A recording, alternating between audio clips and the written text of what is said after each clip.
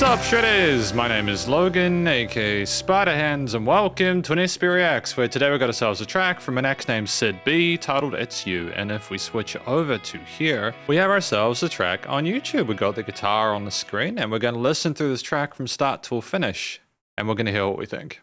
Let's do it, let's go. Here we go.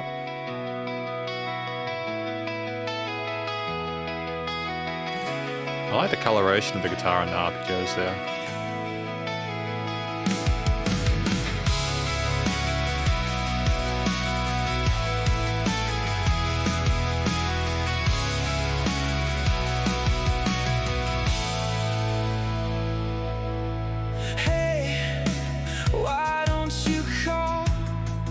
Take out my faults. Hey, you are my fault. All is lost, 'cause you don't love me. You don't love me. Not to be confused with self-respect, but to me there's a difference. It's all in my head. There's no way you don't love me. Interesting. I mean, the lyrics are quite straightforward, and the music sounds pretty kind. So come on, please, just tell me it's not me, it's you.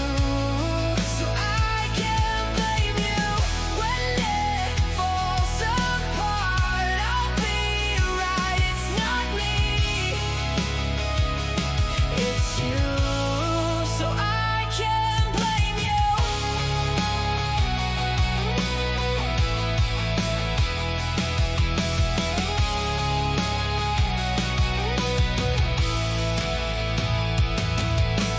Hey, don't you know this is your fault? Hey, you take the fall.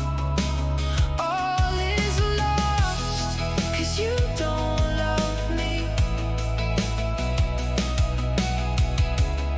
You don't love me. I like the cute little LTV thing on Not top. to be confused with self-respect, but to me there's a difference. It's all in my head. There's no way you don't love me.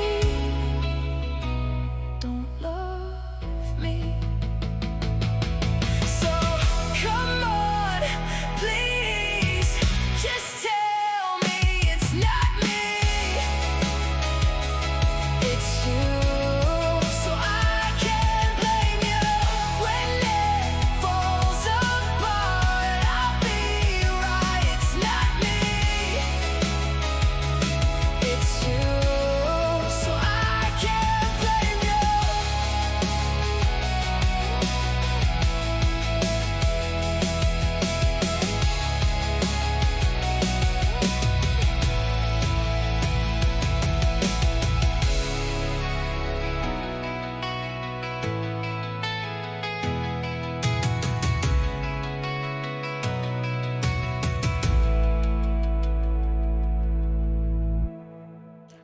Now, I mean, it's pleasant and palatable, but we're going to talk about it more in the conclusion. Because welcome to the conclusion, my review of this track from an ex named Sid B titled It's You. In this section, I'm going to provide an overall song analysis of everything from lyrics and vocals all the way through the studio production, as well as any applicable constructive critique, and then finally my general thoughts from a listener's perspective. But before I go any further, what do we think this track is about? I'd say this track is about someone who is going through some troubles with the person that they're in a relationship with, or not in a relationship with. They've just got this tricky situation that they're in with this person, and internally, psychologically, they're unsure of what their love with that person actually is, whether that person actually loves them or not.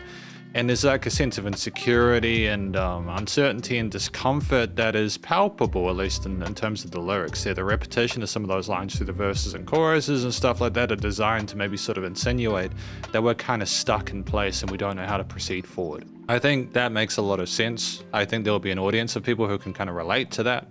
I'm sorry to hear that Sid's going through that. Vocally, I think that the track is palatable. You know, we hit the notes cleanly, head and chest voice there, some interesting legato and sort of like staccato, sort of vibrato techniques, but some articulations there. We harmonize neatly with the surrounding guitar, bass and drum elements within the mix. And I think some of the fresh parts we have occasionally emphasize some of the emotions relevant that we feel throughout it. So I think that's cool. That's good.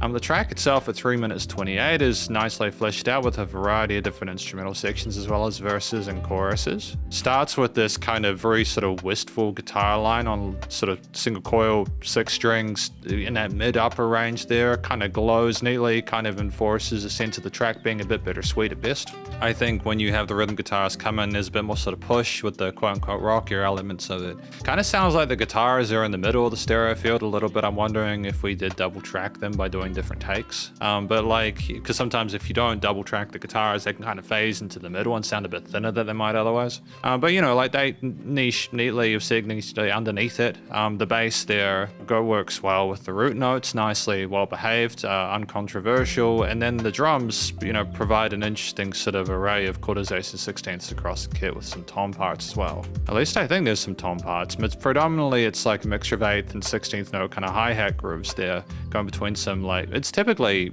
half time, or maybe it's like normal time just with a slower 16th note tempo. We have some on beats and syncopated with those kick and snare patterns there for a bit of adjustment with the percussion.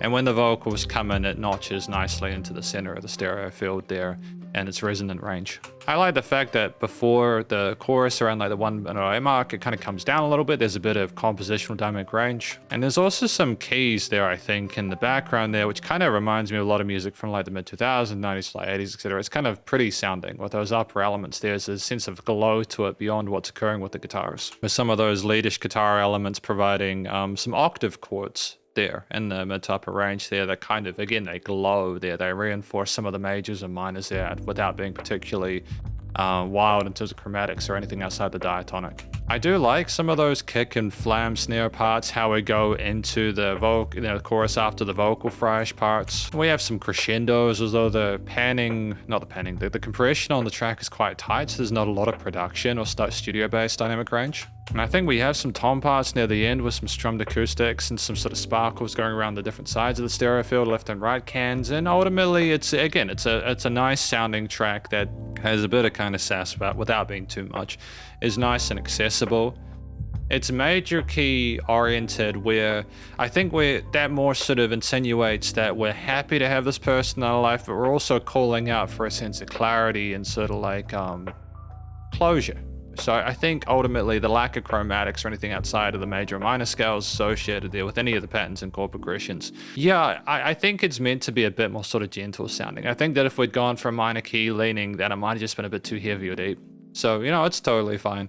I think there's enough instrumental variety through the piece to keep us going. I think we could have, again, potentially had a bit more sort of studio production based dynamic range, but we did have those pauses before the big, choruses. So that's fine. Studio recording, mixing and mastering is fine. There's a little bit of kind of like high-end resonance with some of the instruments, especially when I kind of coalesce around the center of that stereo field, but outside of that, you can hear the different elements, like clearly the vocals, guitars, keys, bass, and drums are notched reasonably well within their positions within the frequency spectrum. There are bits around the stereo field though, some sparkles and some of the drum parts go around the place. It's just some of the double track components that could potentially benefit from being sort of further double tracked.